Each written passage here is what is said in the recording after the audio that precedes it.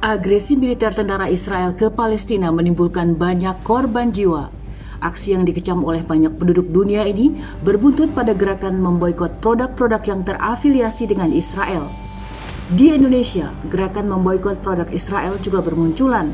Kalau saya pribadi sebagai Muslim, saya termasuk yang memboikot. Apalagi ditambah sekarang MUI sudah memberikan fatwa bahwa haram kita menggunakan atau mengkonsumsi produk-produk dari Israel gitu ya. Terus pertanyaan, bagaimana dengan karyawan atau karyawati di brand-brand tersebut? Logika sederhananya lebih ke kalau memang produk-produk atau brand-brand tersebut diboikot dan jadi sepi, pasti brand-brand lokalnya juga ikut naik. Kurang setuju sih, karena kalau emang kita nggak mau beli produknya itu kembali lagi ke kita, terserah. Maksudnya, tapi kalau untuk boikot langsung perusahaannya dengan semua masyarakat Indonesia nggak boleh beli, kasihan sama orang-orang yang kerja di sana sih menurut aku. Teman-teman mungkin mikir ya udah sih kalau memang dukung Palestina cari kerja baru, tapi faktanya nggak segampang itu gitu sih. Bahkan Majelis Ulama Indonesia atau MUI telah mengeluarkan fatwa nomor 84 tahun 2023. Upaya genosida yang hari ini masih berlangsung itu tindakan haram dan terlarang. Demikian juga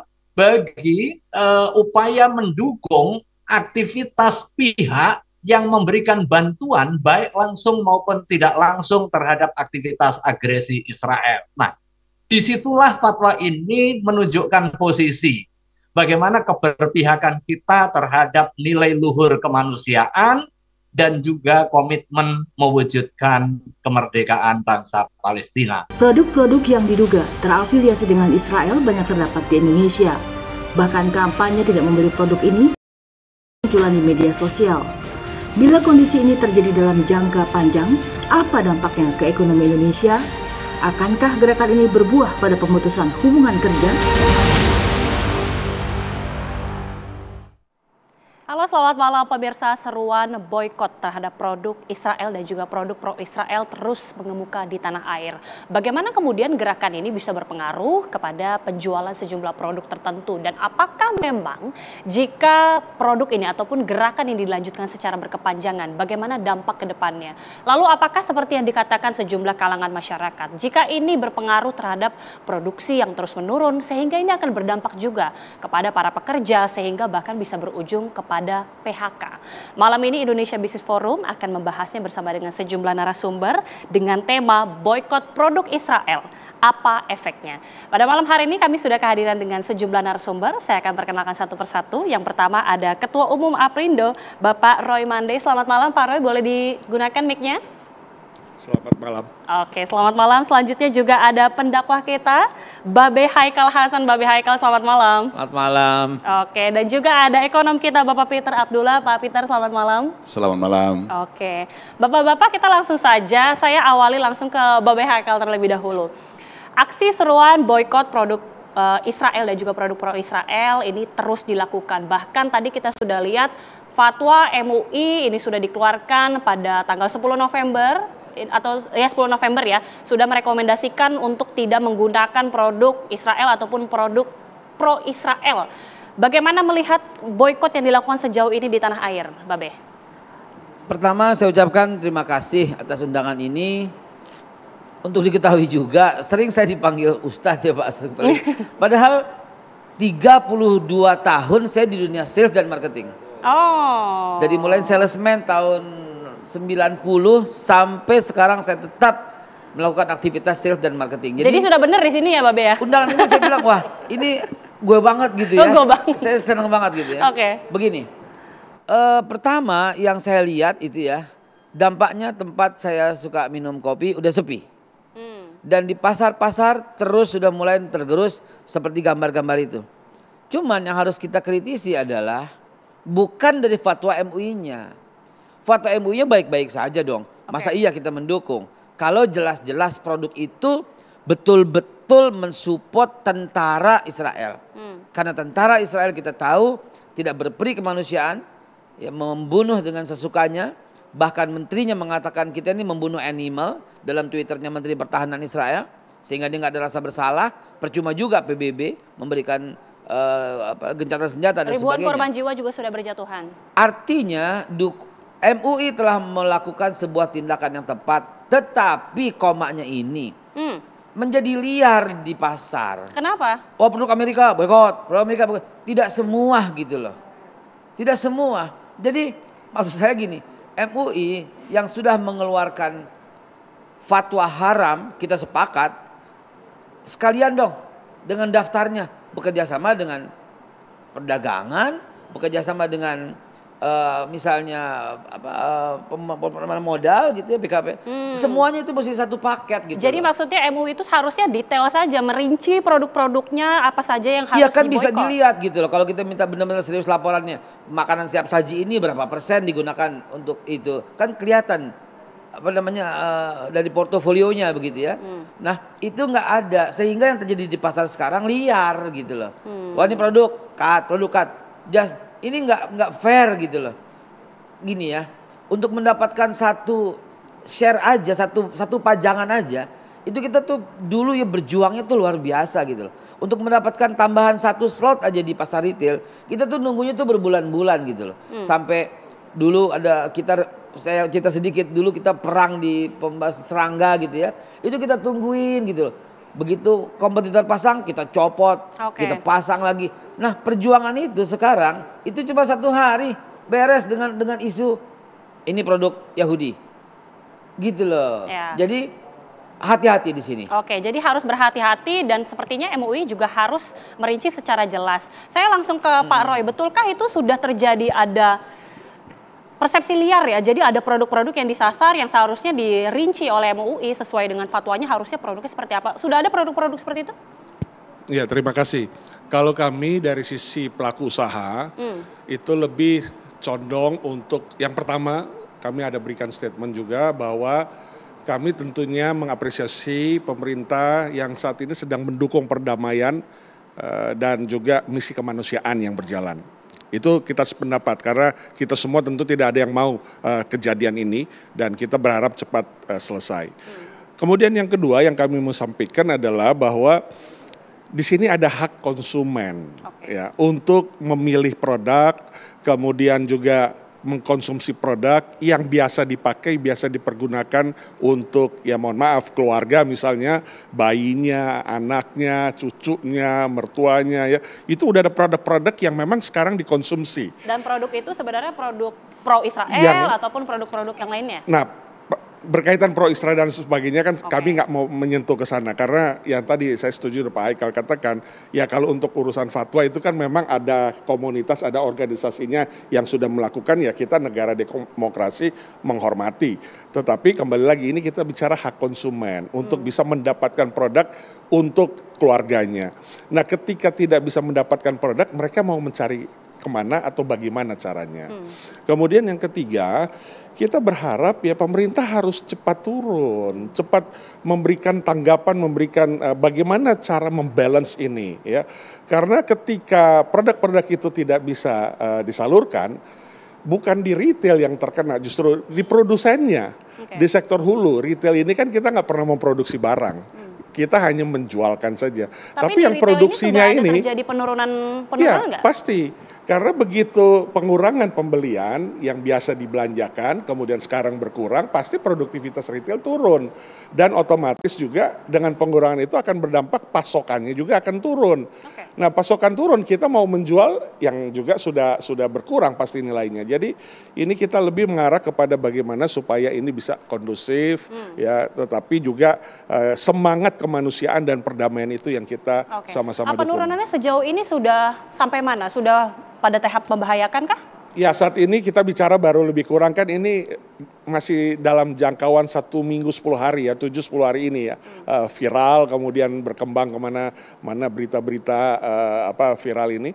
Ya kita baru secara indikator saja sekitar 4-5% yang mulai terdampak yang melaporkan kepada kami. Penurunan dari penjualan yang selama ini berjalan ya.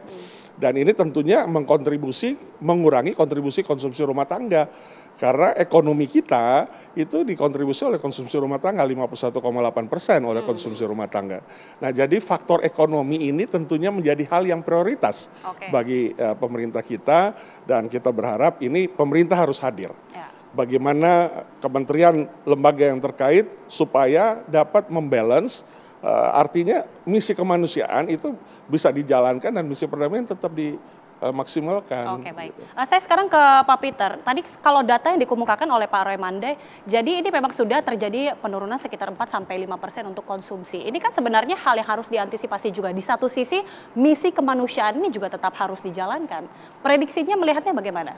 Ya, yang pertama ini kita harus memahami dulu arti boikotnya. Ya, tadi apa yang disampaikan oleh Pak Roy kan bagaimana kita harus juga mempertimbangkan hak konsumen. Yeah. Boikot itu bukan benar-benar melarang orang untuk mengkonsumsi. Boikot itu ajakan untuk tidak mengkonsumsi. Jadi konsumen masih berhak untuk memilih. Boikot itu tidak melarang orang, ya, tidak berhak untuk kita melarang orang. Jadi boikot misalnya terhadap produk tertentu yang dikonotasikan terkait dengan Israel itu tidak menyebabkan orang itu kehilangan hak konsumennya. Itu yang mungkin saya kira ini juga yang harus semua masyarakat Indonesia jangan sampai ada yang melarang orang lain. Boikot itu ajakan kepada kita. Artinya pilihan masing-masing. Ajakan dari Fatwa MUI yang mengatakan haram, ya kan ada orang yang mengatakannya MUI bisa mengatakan haram, saya tidak mengatakan haram, saya tetap mengkonsumsi. Itu juga tidak. Tapi MUI tidak akan. MUI itu sudah tepatkah menurut Pak Peter? Nah, kalau kita bicara tentang tepat atau tidak, saya sependapat dengan Babe Haikal tadi. Ini sangat tepat dalam artian karena boikot ini memposisikan kita, ya inilah posisi kita menghadapi tragedi kemanusiaan di Palestina. Inilah posisi kita adalah membela Palestina. Dalam bentuk apa? Dalam bentuk yang paling rendah itu adalah kita tidak mendukung Israel. Dalam bentuk apa? Kita tidak mendukung produk-produk yang diproduksi Israel atau mereka yang ikut membantu Israel di dalam tragedi kemanusiaan itu. Jadi kita bicara ini bukan bicara tentang masalah bagaimana dampaknya terhadap perekonomian. Tetapi ini adalah bagaimana kita menunjukkan sikap kita sebagai sebuah bangsa yang berempati. Sejak awal kita kemerdekaan kita, sejak awal terjadinya tragedi kemanusiaan Palestina, Indonesia sudah memposisikan berdiri bersama Palestina. Menunjukkan bagaimana sikap kita, solidaritas kepedulian terhadap Palestina, dan kita ketahui ini juga boykot ini juga sudah dilakukan oleh banyak negara, sampai 30 negara. Babe nanti boleh bisa memberikan tanggapan. Oh ya, silakan sedikit saja Babe. Gini, masalahnya adalah bukan masyarakat itu kehilangan daya pilih, Pak. Masalahnya yang lebih besar itu adalah tadi sebelum kesini saya menghubungi beberapa teman, PO tuh belum turun gitu loh, purchase order ya. PO dari hypermarket ini, supermarket ini tuh belum turun untuk teman-teman saya yang bekerja di yang notabene itu US gitu ya atau Israel ya. Itu belum turun. Loh kenapa? Tumben ini. Udah 3 hari nih, udah nungguin. Artinya barang itu yang diindikasi ya, itu udah mulai berkurang di supermarket. Bahkan beberapa toko retail menurunkan itu, takut berdampak pada penjualan yang lain. Akibatnya yang nggak fairnya itu meletakkan pajangannya lebih besar. Dan itu padahal kalau kita orang-orang sales pasti tahu ya, orang dunia pasti tahu bahwa penjualan kita share-nya sekian, maka kita boleh mendapatkan raknya sekian, di gondola sekian, floor display begini, dan orang sales pada tahu. Itu tuh udah berkurang, udah nggak ada. Jadi artinya itu betul-betul berdampak dong. Berdampak. Jadi masyarakat itu nggak bisa lagi memilih seperti Pak Ray tadi bilang, produk yang saya pakai kan biasa ini. Loh, udah nggak ada gitu, udah nggak ada karena PO-nya nggak turun gitu. Dan itu terjadi di pasar. Sudah terjadi, dampaknya sudah mulai dirasakan. Bahkan tadi temuan dari Babe Haikal ini beberapa produk ini sudah mulai menipis. Kita akan berbicara juga bagaimana dari sisi dampak ekonomi. Apakah betul-betul bahwa memang produk atau seruan boykot ini bisa berpengaruh terhadap ekonomi Israel maupun negara-negara yang pro Israel, dan bagaimana juga dampaknya terhadap ekonomi Republik Indonesia. Sesaat lagi pemirsa, kita akan bahas usai jeda.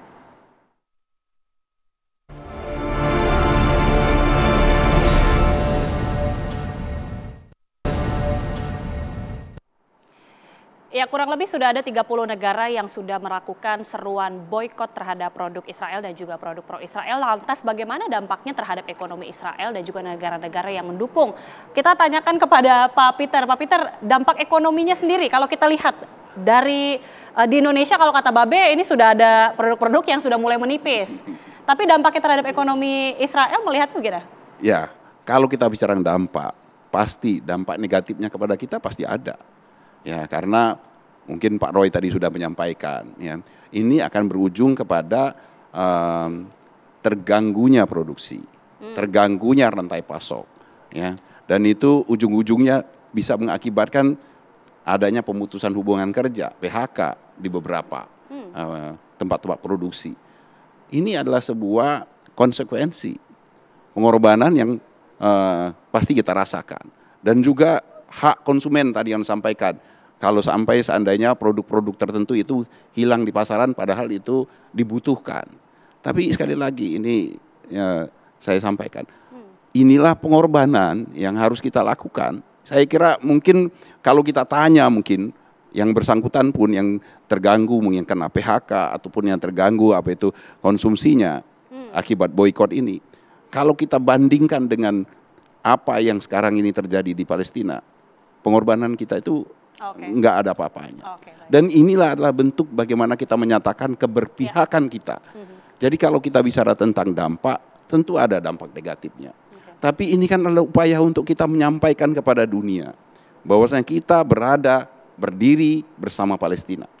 Ya. Dan kalau seandainya ini dilakukan bersama-sama, ya, secara bersama-sama di semua negara melakukannya boikot, mungkin tidak akan besar dampak terhadap perekonomian Israel. Tetapi itu akan menggaungkan perlawanan dunia, perlawanan global, dan ini akan menjadi momentum terbaik bagaimana kita memperjuangkan kemerdekaan bagi Palestina. Saya ingin ke Babe sekarang.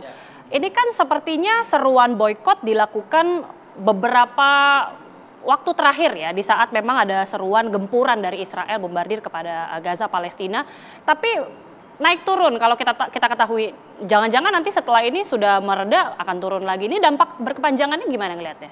Sebenarnya kalau kita mau buka catatan, usul boikot itu dari Presiden Jokowi tanggal 7 bulan Maret tahun 2016 dalam organisasi konferensi Islam OKI di Bandung. Masih ada arsipnya itu. Presiden Jokowi itu mengatakan harus sudah mulai memikirkan untuk menekan serangan Israel dan memberikan kemerdekaan kepada bangsa Palestina dengan cara memboikot produk dan juga memboikot minyak. Jadi apa yang bisa kita stop nih, gitu loh, ya, senjata. Itu bulan Maret ya? 2016 kalau tidak salah 2016. Ya, nah artinya gini, ini bukan main-main dan ini berdampak kuat, gitu loh. Unfortunately sidang OKI kemarin ya yang tanggal 31 Oktober kemarin itu sudah mulai ada usulan untuk memboikot minyak, embargo, jangan kirim ke Israel supaya pesawat-pesawat itu tuh tidak terbang, gitu loh. Dan Indonesia mengusulkan itu. Tapi apanya nah coba? Saudi Arabia menolak usulan itu. Jordan menolak usulan itu, sehingga boikot yang paling penting bukan produk, gitu loh. Jangan kasih dia minyak, jangan kasih dia gas. Minyaknya dari Saudi, gasnya dari Jordan. Jadi kita nih apa gitu loh. Betul, keberpihakan itu penting dan kita wajib melakukan itu. Dan saya sangat mensupport, tetapi harus jangan setengah begini gitu loh. Jangan setengah begini maksudnya gimana? Ya artinya harus ada daftar produk yang benar gitu loh. Bukan liar gitu loh, dimanfaatkan oleh produsen, akhirnya dampaknya berkepanjangan apa gitu kalau liar seperti itu, Bang? Dampaknya seperti apa? Ya tutup dong pabrik-pabrik kita. Yang sebenarnya nggak punya hubungan apapun dengan Israel. Bukan cuma itu, PHK di mana. Jadi gini, jangan sampai, mohon maaf ya, bukan saya menolak gitu ya. Maksudnya jangan sampai salah sasaran kita. Jangan sampai salah sasaran. Jadi saya sangat sependapat dengan Babe Haikal. Ini sangat diperlukan ya. Bagaimana apa yang sudah difatwakan oleh MUI ditindaklanjuti oleh pemerintah agar supaya momen sekarang ini tidak dimanfaatkan oleh kelompok-kelompok yang mengambil keuntungan ya, sehingga ada produk-produk yang dikarenakan persaingan yang tidak sehat, yang dituduh terkait dengan Israel yang kemudian menjadi korban. Dan kalau itu terjadi, persaingan menjadi tidak sehat, akan banyak sekali produk-produk yang sebenarnya tidak perlu diboikot menjadi kena boikot. Saya langsung ingin konfirmasi ke Pak Roy, betulkah itu sudah ada, jangan-jangan sudah ada produk-produk yang salah sasaran yang seperti diungkapkan oleh Pak Peter dan Mbak Be tadi? Ya, secara fakta kita akan lihat dalam perjalanan waktu. Karena apa? Karena ini kan kita belum tahu masa ini akan berapa lama. Kalau pendek ya mungkin nggak menjadi signifikan dan kita tahu mungkin akan cepat selesai. Tetapi ini masalahnya kan kita tidak tahu sampai kapan. Nah, jadi mengantisipasi hal tersebut, kami terus mendorong sebagai pelaku usaha, negara harus hadir, kementerian yang terkait harus hadir, kementerian sosial, kementerian apapun lah sebutnya harus hadir menengahi masalah ini, baik menghindari dampak daripada multiplier persaingan yang mungkin tidak sehat tercipta melalui situasi kondisi seperti ini, maupun juga mungkin ada yang ingin juga kelompok intoleransi atau instability yang kita tentunya mengharapkan di dalam kondisi sekarang ini. Dampak jangka panjangnya seperti apa dari Aprindo melihatnya kalau ya dampak panjangnya ya tadi sekarang sudah ada beberapa toko kita yang bukan anggota kami sebenarnya, tapi kita dapat infonya sudah menaruh pelarangan di rak tokonya untuk membeli produk tertentu. Nah, pengurangan itu kan akan berakibat kepada kita akan mengurangi juga pembelian. Karena buat apa produknya ada tetapi nggak dibeli, ya itu kan kita harus bayar. Nah, pengurangan produksi, pengurangan kepada PO pasti pengurangan produksi. Nah, kita tahu sekarang bukan hanya soal pengurangan tenaga kerja berpotensinya, tetapi juga nilai daripada perusahaan. Ada beberapa pemerintahan yang sahamnya juga mulai terkoreksi. Nah, ini bagaimana dengan ekonomi kita yang saat ini kita ingin di satu sisi kita misi kemanusiaan perdamaian kita dukung sama-sama, tapi ekonomi kita kan nggak mau tergerus dong. Ya kita ekonomi kita di sekarang ini sudah di angka 5,1% ya plus minus dengan kondisi yang inflasi yang sudah 2,56. Ini harus dijaga. Jangan sampai justru dengan keadaan seperti ini, baik itu dari sisi persaingan, dari sisi intoleransi, instability yang ingin bermain di air keruh, di dalam kondisi-kondisi polemik ini, sehingga ekonomi kita terdampak. Ya, silakan Mbak Be. Ini beda dengan isu lemak babi yang beberapa tahun lalu ada di penyedap dan juga beberapa tahun yang lalu ada di susu dan juga lebih tahun lagi ketika satu produk bayi, bedak bayi terkontaminasi dengan racun pada waktu itu ya. Ini kita ikutin pada waktu itu semua. Ini beda. Bedanya apa? Karena ada sumber utama yaitu Israel. Dan ini dimanfaatkan terus, percaya deh. Kita nih orang pasar gitu. Kita nih orang yang momentum itu akan dimanfaatkan terus oleh musuh ya. Kalau kita bilang di pasar ya, akan terus dimanfaatkan. Selama masih ada negara Israel dan selama ada fatwa MUI, itu yang nggak kena itu terus memanfaatkan itu buat jualan. I guarantee you pasti. Ini kita nih orang pasar. Saya dulu salesman gitu loh. Salesman yang ini mantap ini gampang nih gue jualan nih, gampang gue jualan. Oh masa pakai produk itu? MUI nggak bakal cabut fatwa. Nggak ada ceritanya MUI cabut fatwa tuh nggak ada. Jadi dan selama sebagai salesman tahu ya peluang untuk masuk pasar ya. Ini peluang buat kita. Jadi seharusnya bagaimana? Pemerintah harus turun tangan. Harus turun tangan. Harus turun tangan. Kalau pemerintah nggak turun tangan, ini bakal jadi bola salju yang akan jadi besar. Ini kesepakatan kita bertiga nih Mbak. Pemerintah harus turun tangan. Pemerintah turun tangan. Pemerintah harus menyebut bahwa yang mendukung itu adalah produk X, dia menggunakan ilmu pengetahuannya, elektriknya itu dari dia. Pemerintah harus clearkan seperti itu. Oke, ditahan dulu. Ini 3 narasumber saya sudah setuju bahwa pemerintah harus turun tangan, tapi bentuknya seperti apa, realisasinya seperti apa? Kita bahas usai jeda pemirsa saat lagi.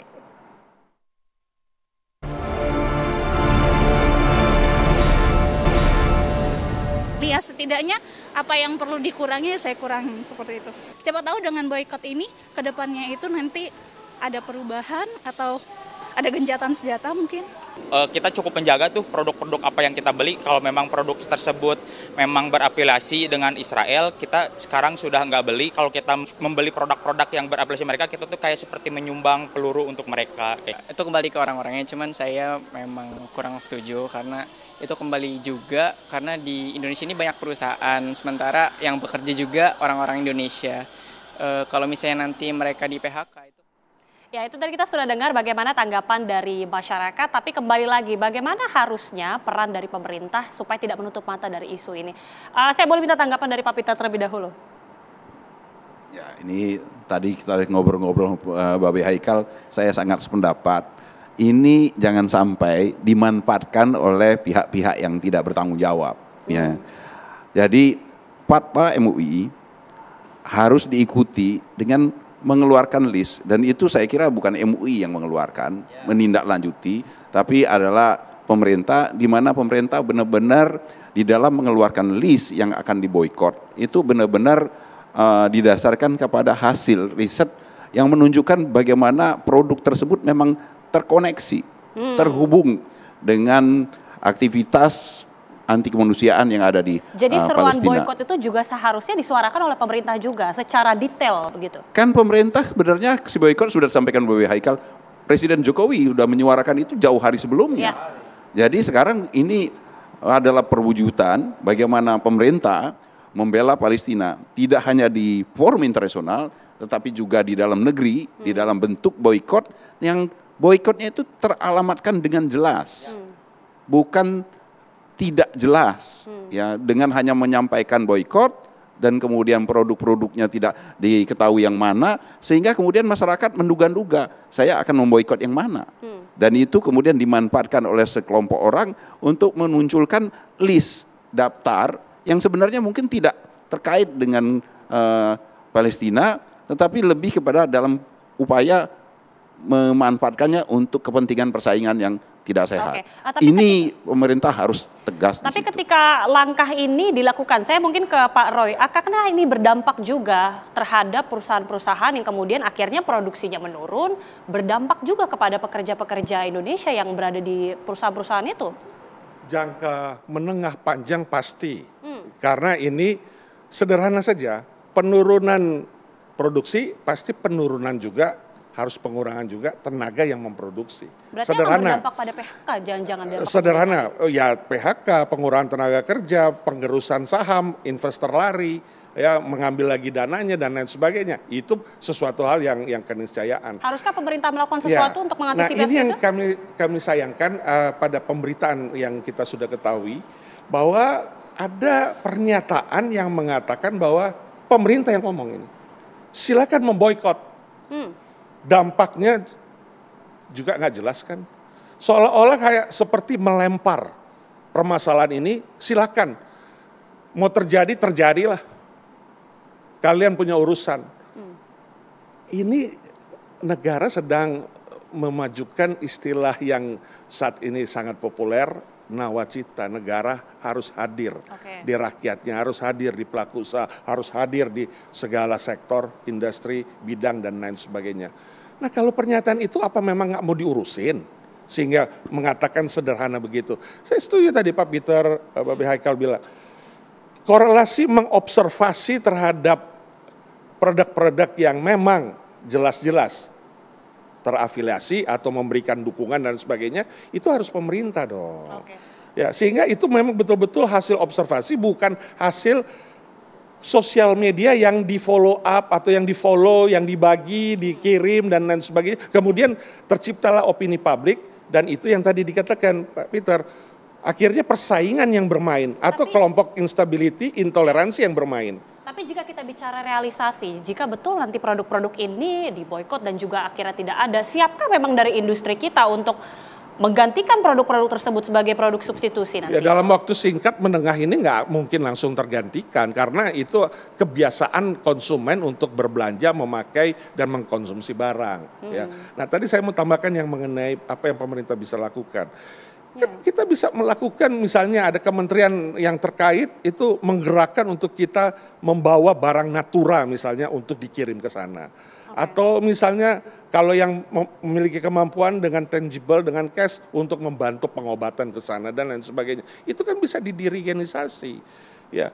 Jadi jangan hanya yang tadi Pak Peter katakan hanya dengan diplomasi, tapi on the field-nya apa? Sehingga bukan opini-opini liar yang keluar, ya, yang kita nggak harapkan, tapi justru adalah yang memang tersistematis, sehingga ekonomi kita terjaga. Opini liar ya dari situ ya, situ ya. Opini liar itu udah ada. Sebuah, saya nggak enak nyebutnya, tapi titik-titik.com itu salah satu yang terbesar di Indonesia mengutip pernyataan MUI dan di bawahnya produk-produk seolah-olah itu satu paket dengan fatwa MUI. Ini bahaya, mesti diingetin itu. Ya itu titik.com itu mesti diingetin itu. Sebab ini bahaya. Sebab gimana? Seolah-olah itu semua, dan MUI juga harus segera ambil tindakan. Hey, itu bukan dari kami. Begitu, sehingga kekacauan di masyarakat ini segera terselesaikan gitu loh. Oke, kembali lagi kepada peran pemerintah. Tadi kalau kata Pak Roy seakan-akan pemerintah ini tutup mata. Jadi harusnya seperti apa realisasi? Memang sudah terjadi kok. Udah terjadi, di pasar udah terjadi. Kami nggak boleh jual produk ini, udah pada hilang. Pemerintah mesti langsung bilang, bergabunglah dengan BDS, itu boykot internasional, yang sudah melakukan riset bahwa yang membantu peluru-peluru Israel itu adalah PT ini. Dan ada di Indonesia.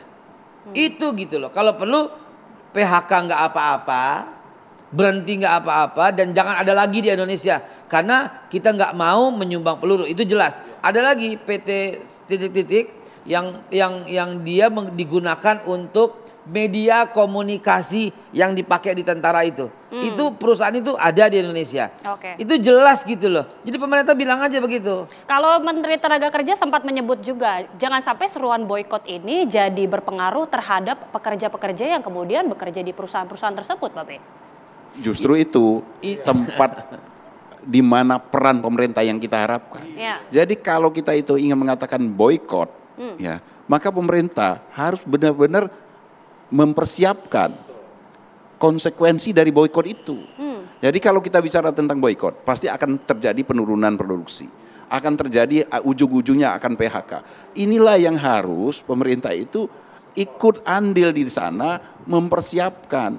Kalau seandainya, dan boykot kan kalau kita mengikuti seperti kata Babe Haikal tadi, benar-benar merujuk kepada produk-produk yang terindikasi menjadi sumber pelurunya Israel, maka saya kira itu tidak banyak, ya. Dan oleh karena itu pemerintah bisa mempersiapkan, berkomunikasi dengan perusahaannya, ya. Bagaimana mempersiapkan antisipasi sebagai konsekuensi dari dampak boykot tersebut, termasuk terhadap ketenaga kerjaannya.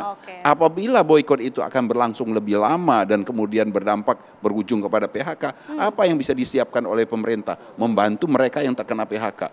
Itu yang harus dilakukan. Selama ini apakah sudah ada mungkin komunikasi dari pemerintah terhadap perusahaan-perusahaan tersebut seperti yang dikemukakan Pak Peter tadi? Kami yang aktif menanyakan dan selalu jawabannya belum ada arahan pimpinan. Dan yang runyamnya adalah beberapa hari kemudian ada pernyataan silakan saja boykot, dampaknya juga nggak jelas. Pernyataan dari?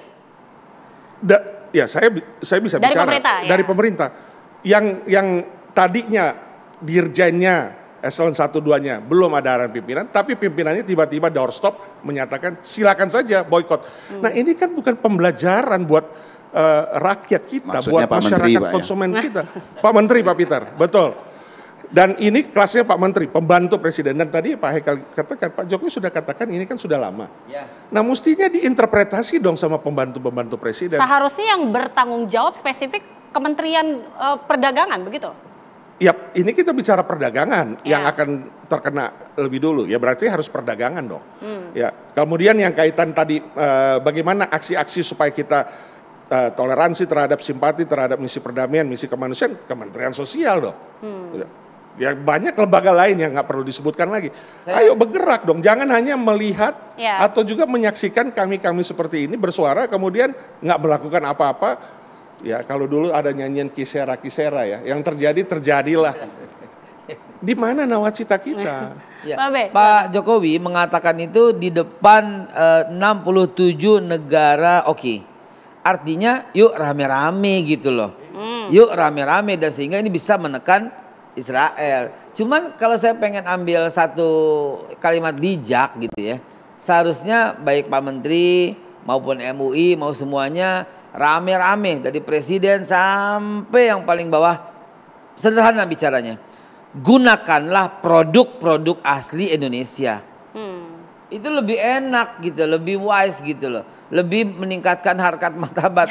Dulu kan ada lagu Anda cinta di iklan buatan ya. Indonesia. Babe, tapi juga iya. cintailah produk-produk Indonesia gitu. Tapi kan sebenarnya kalau kita lihat langkah dari pemerintah cukup vokal ya, bersuara di beberapa forum internasional. Kita tahu bahkan Menlu Retno Marsudi itu juga ditunjuk menjadi juru damai. Artinya kan sebenarnya pemerintah sebenarnya tidak lepas tangan untuk isu ini. Tapi kan memang dalam negerinya ini yang menjadi perhatian. Oh iya, ini kalau tidak dilakukan langkah-langkah antisipatif yang baik, pasti berdampak luas dan berdampak panjang. Percaya deh, kita ini orang sales kok. Ya kita tahu banget gitu. Ini akan dimanfaatkan terus buat jualan. Beneran serius. Oke. Pesta boleh berjalan. Kita tahu sedang lakukan pesta apa kan sekarang ini. Ya. Tetapi jangan ninggalkan dong fungsinya, jabatannya, prodinya, poksinya. Ya, ekonomi kita harus di depan. Ya, pesta memang sudah berjalan kan sekarang. Ya, kita tahu lah pesta demokrasi lah kita sebut. Lalu bagaimana dengan yang hal-hal yang terjadi di masyarakat seperti ini? Apakah kisera-kisera saja? Yang terjadi terjadilah. Yang terjadilah, jangan sampai seperti itu. Pemerintah jangan sampai lepas tangan. Kita akan bahas selengkapnya usai jeda pemirsa saat lagi.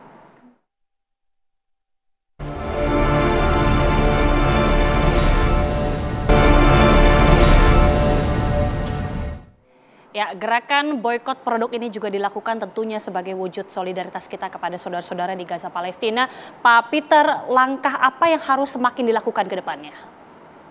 Boykot adalah perwujudan bagaimana kita berdiri bersama Palestina. Boykot mungkin kalau dilakukan hanya kita, mungkin tidak akan berdampak kepada perlawanan Palestina. Tetapi saat ini kita bisa lihat boykot atau gerakan mendukung Palestina sekarang bergelora di seluruh dunia. Disuarakan di semua negara-negara, termasuk bahkan di negara Amerika, di Inggris, di Eropa. Jadi apa yang kita melakukan boykot ini ada kemungkinan untuk sedikit memberikan andil di dalam upaya kita memperjuangkan Palestina. Nah, tetapi boykot yang kita lakukan itu harus terencana, terukur, ya, dan terantisipasi dampak-dampaknya. Dan oleh karena itu saya kira pemerintah harus ikut hadir di dalam hal ini sebagai perwujudan kita, gerakan kita bersama memperjuangkan hak-hak negara Palestina. Dan perwujudan dari peran dari pemerintah seperti saya sampaikan tadi, bagaimana mengantisipasi apapun, sekecil apapun konsekuensi dari boykot yang kita lakukan. Dan ini bisa dilakukan oleh pemerintah dengan menetapkan produk-produk yang diboykot secara rinci, secara jelas, dan kemudian mengkomunikasikannya, baik itu kepada perusahaan yang diboykot, ya, dan kemudian mengantisipasi apabila misalnya terjadi PHK. Jadi kalau ini kita lakukan dengan baik, maka manfaatnya ada, dan kemudian dampak negatifnya bisa kita minimalkan. Harus terukur, terencana. Pak Roy, silakan. Ya, jadi kalau kami pelaku usaha ini concern terhadap ekonomi, ya. Tapi kami terus mendukung tentunya upaya-upaya misi perdamaian dan misi kemanusiaan, karena itu setiap kita pasti mengharapkan perdamaian. Nah, tetapi kembali lagi menambahkan bahwa dampak daripada boykot ini tadi sudah diterangkan Pak Peter, saya nggak mengulang, tetapi yang perlu dijaga adalah antisipasinya. Pemerintah harus siap dong. Kalau ada boykot kemudian nanti dipelajari perusahaan-perusahaan mana yang memang ada afiliasi dan sebagainya, dikeluarkan pengumuman resmi, kemudian perusahaan itu silakan pemerintah melakukan apapun, tetapi dampak antisipasinya itu kalau belum terjadi itu apa yang dilakukan pemerintah? pengurangan produktivitas, pengurangan dampak daripada baik itu retail maupun produsen. Apa subsidi yang dilakukan? Apa yang disiapkan? Ya, antisipasi pengurangan tenaga kerja, bagaimana yang terkena pengurangan ataupun juga PHK? Apa yang akan negara lakukan? Ya, kemudian bagaimana mau mencari produk pengganti? Apa yang dilakukan untuk produk pengganti? Kan itu semuanya perlu dipikirkan. Yang lengkap tools-nya adalah pemerintah. Pelaku usaha nggak punya aparat, nggak punya regulasi, nggak punya instrumen-instrumen yang seperti dimiliki oleh pemerintah. Baik. Nah, ini harus jelas, terukur, dan sistematis. Terakhir, Babe. Begini, selama masih ada Israel seperti ini, dan selama ada juga keputusan fatwa MUI seperti ini, maka pelaku-pelaku usaha yang tidak terkena dampak ini akan terus memanfaatkan ini. Dan ini menjadi peluang buat mereka untuk menggenjot produksi dengan cara tidak sehat. Jadi pemerintah harus mengambil tindakan. Yang kedua, yang menebar luaskan hoax ini harus segera ditelusuri. Kenapa tiba-tiba keluar tuh produk-produk? Siapa yang pertama kali keluarkan produk-produk itu? Dan ternyata dia tidak punya hubungan apapun dengan tentara-tentara Israel.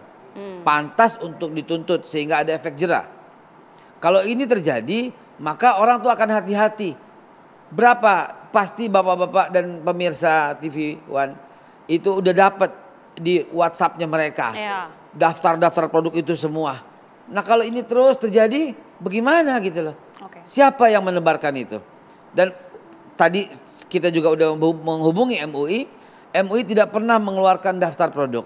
Saya juga menekankan, ya keluarin dong gitu bersama dengan Departemen Perdagangan atau BKPM, Badan Penanaman Modal yang tahu persis bagaimana kondisinya. Nah, kalau ini dilakukan mungkin kita bisa meredam. Tapi selama pemerintah seperti ini, percayalah dampaknya akan besar, menggulung seperti bola salju. Oke, mudah-mudahan ini didengarkan. Tapi terima kasih sekali lagi Babe Haikal, terima kasih Pak Roy, terima kasih juga Pak Peter sudah bergabung bersama kami di Indonesia Business Forum. Saya Gita Mahlika, pemirsa mengucapkan terima kasih, selamat malam. Sampai jumpa.